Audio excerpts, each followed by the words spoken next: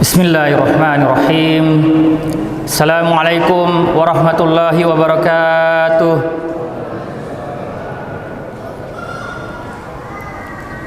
Hamdan wa syukran lillah, wa salatan wa salaman ala rasulillah, wa ala alihi wa ashabihi wa mawala. La hawla wa la quwwata illa billahil aliyil azim. Asyhadu an la ilaha illallah wahdahu la syarikalah, wa asyhadu anna Muhammadan abduhu wa rasuluhu la nabiyya wa rasula ba'da. Allahumma salli wa sallim wa barik ala sayyidina Muhammad wa ala alihi wa ashabihi wa baraka wa sallam, amma ba'd. Faqad qala Allah ta'ala fil ayatul ukhra ba'da a'udzu billahi minasy syaithanir rajim. Bismillahirrahmanirrahim. Wal 'ashr innal insana lafi husrin illa alladzina amanu wa 'amilus solihati wa tawasaw bil haqq wa tawasaw bis sabr. Faqala an-nabiy sallallahu alaihi wasallam, man ahya sunnati faqad ahabbani wa man ahabbani kana ma'aya fil jannah, atau kama qala Rasulullah sallallahu alaihi wasallam. Bapak Ibu hadirin jamaah tarawih Masjid Agung Al-Ikhlas Soe yang sama-sama mencari ridha Allah Subhanahu wa taala. Bersyukur kita kehadirat Allah Subhanahu wa taala karena pada malam hari yang mulia ini kita semua dikumpulkan oleh Allah Subhanahu wa taala dalam tempat yang mulia, tempat yang dicintai oleh Allah Subhanahu wa taala, yaitu rumah-rumahnya Allah Subhanahu wa taala, bersama orang-orang yang insya Allah dimuliakan oleh Allah Subhanahu wa taala dalam perkara ketaatan. Ini semua semata-mata karena bentuk dari cinta dan kasih sayangnya Allah Subhanahu wa taala kepada kita semua. Bukan karena dekatnya rumah kita dengan masjid ini, bukan karena kefahaman ilmunya kita tentang agama ini, bukan karena kuatnya atau mampunya badan ini melangkahkan kaki ke masjid. Ini semua semata-mata hidayah dan taufik daripada Allah Subhanahu wa taala. Kita bisa hadir di sini karena Allah Subhanahu wa taala masih berikan kita nikmat umur, nikmat iman, dan nikmat yang paling tinggi yaitu Allah Subhanahu wa taala berikan kita nikmat bisa untuk mampu menjalankan ketaatan kepada Allah Subhanahu wa taala. Hadirin yang Allah Subhanahu wa taala, pada malam hari ini saya berbicara sebagai Ketua Panitia Amaliyah Ramadan Masjid Agung Al-Ikhlas Soe. Kami memberikan pelayanan selama di bulan Ramadan. Alhamdulillah, ini tahun keempat kami diamanahi sebagai ketua panitia, bisa bersama dengan rekan-rekan dan teman-teman yang luar biasa. Masya Allah, Alhamdulillah, Allah mudahkan semua daripada hajat kami, agenda daripada kegiatan-kegiatan amaliyah Ramadan yang sebelum-sebelumnya diselenggarakan di masjid ini yang terkesan monoton. Tahun ini kami buat dengan banyak evaluasi dari pengalaman dari tahun sebelumnya. Jikalau tahun-tahun sebelumnya biasanya cuma ada dua agenda, yaitu agenda buka bersama dan agenda rangkaian daripada salat tarawih. Kali ini ada beberapa agenda lain tambahan yang kami buat, yang kami kemas demi menambah daripada khusyuknya dan barokahnya daripada bulan Ramadan ini. Dua kegiatan utama yang kami lakukan, yang pertama adalah kegiatan majelis berbuka. Selama ini kegiatan berbuka puasa dirasa tahun-tahun sebelumnya terlalu monoton. Biasanya hidangan berbuka baik berupa iftar atau takjil disediakan oleh ibu-ibu jamaah. Namun tahun ini kami buat kebijakan masjid yang menyediakan dengan harapan keseragaman, sehingga ketika kita buat majelis berbuka yang di dalamnya ada majelis ilmu, yang di dalamnya ada pembacaan Al-Quran, yang di dalamnya ada kajian-kajian, ini bisa lebih bermanfaat dan lebih bisa terkena daripada dampaknya bagi jamaah. Jadi jamaah yang datang berbuka tidak hanya duduk menunggu makanan saja, tapi bagaimana ada faedah atau fadilah yang diperoleh daripada berbuka puasa di masjid. Dari pengalaman tahun sebelumnya kami melihat bahwasanya jikalau ibu-ibu para jamaah datang mengantarkan takjil atau iftar, berbuka, hidangan berbuka, berbagai macam jenis, terlalu banyak macam jenis, sehingga kadang membuat suasana berbuka itu ramai riuh kayak pasar. Yang terjadi apa? Terjadi israf, mubazir, berlebih-lebihan. Ini yang kami belajar untuk mengkoreksi. Kasihan ibu-ibu sudah susah payah buat hidangan untuk berbuka di masjid.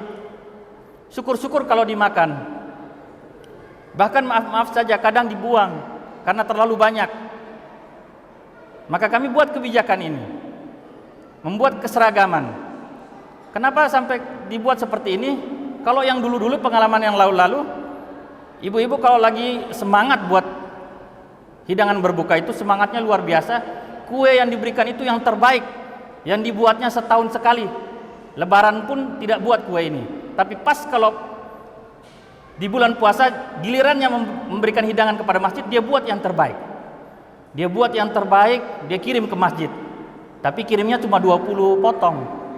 Sedangkan yang berbuka di masjid tadi katakan berapa? 180. Terkadang sampai lebih daripada 200. Jadi yang dapat cuma berapa? Cuma 10%-nya. Cuma 10%-nya yang dapat. 90% tak dapat. Yang 90% tak dapat ini ada 20% yang gelisah luar biasa. Enggak tenang. Pernah kami hadirkan orang tua, ustadz, ulama dari Jakarta, ulama karismatik, khatib di Masjid Istiqlal, buat kajian di sini. Ketika buat kajian di sini, majma'nya pertama banyak. Lama kelamaan satu persatu hilang semua.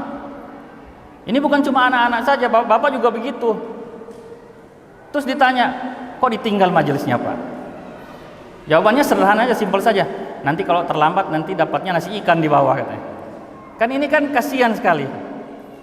Jadi kita pikir bagaimana agar kegiatan berbuka puasa di masjid itu lebih mengena sasaran.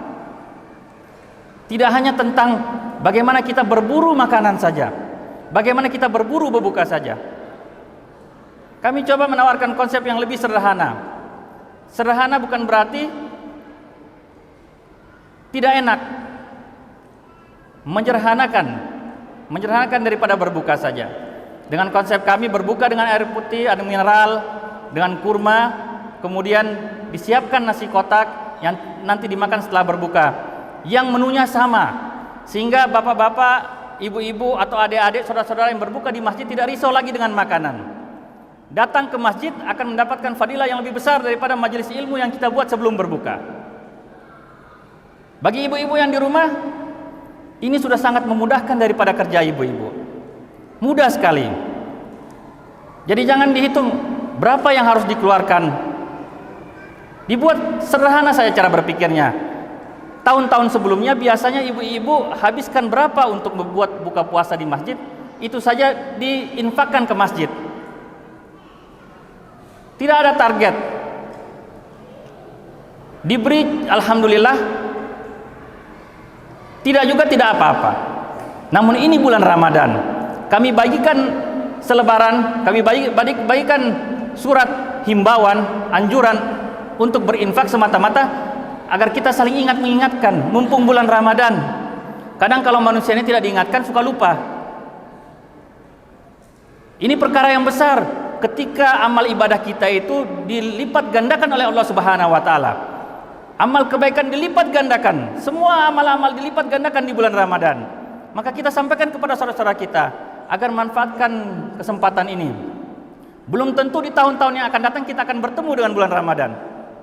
Mumpung tahun ini Allah berikan kita kesempatan, maka kita gunakan. Infakkan daripada harta kita yang terbaik, agar nantinya kita bisa memperoleh fadilah yang utama. Di sini kami hitung dengan jumlah angka 20.000 itu agar menyederhanakan daripada pemahaman bahwasanya dalam sebuah mafhum hadis baginda Rasulullah SAW bersabda, barang siapa yang memberikan makan kepada orang yang berbuka puasa, maka dia akan mendapatkan pahala seperti orang yang berbuka tersebut tanpa mengurangi daripada pahala orang yang berbuka tersebut sedikit. Artinya apa? Jika kita memberikan makan 1 orang berbuka puasa, kita dapat pahalanya juga. Kita berikan 5 orang, kita dapat 5 juga. Kita berikan 10 orang, kita dapat 10 juga. Bagaimana kalau kita berikan 200? Subhanallah. Maka ini dinamakan Allah Subhanahu wa taala. Kami belajar di sini bagaimana membuat prioritas-prioritas dalam setiap amalan. Begitu pula ketika amalan yang kita buat di atas. Amalan rangkaian salat tarawih. Kami datangkan hafiz-hafiz Quran. Salat tarawih kita tidak akan monoton lagi. Ibu-ibu lebih semangat, bapak-bapak pun juga semangat. Tadi malam kami lihat yang tadarusan, Masya Allah, banyak adik-adik kami yang baru datang dari pondok, anak-anak kami semuanya.